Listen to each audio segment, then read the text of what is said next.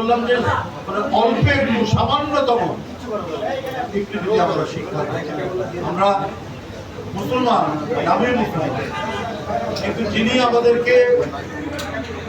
আমাদের মডেল, যিনি আমাদের আদর্শের যিনি প্রতীক, তাকে আমরা কেউ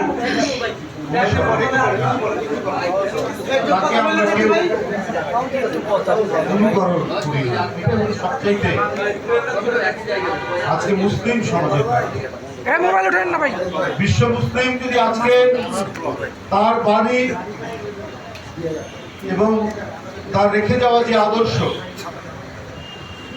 এবং তিনি আল্লাহর কাছ থেকে যে বাণী পেয়েছেন, সেই আল্লাহর বাণী সবাই আত্মস্থ করবে।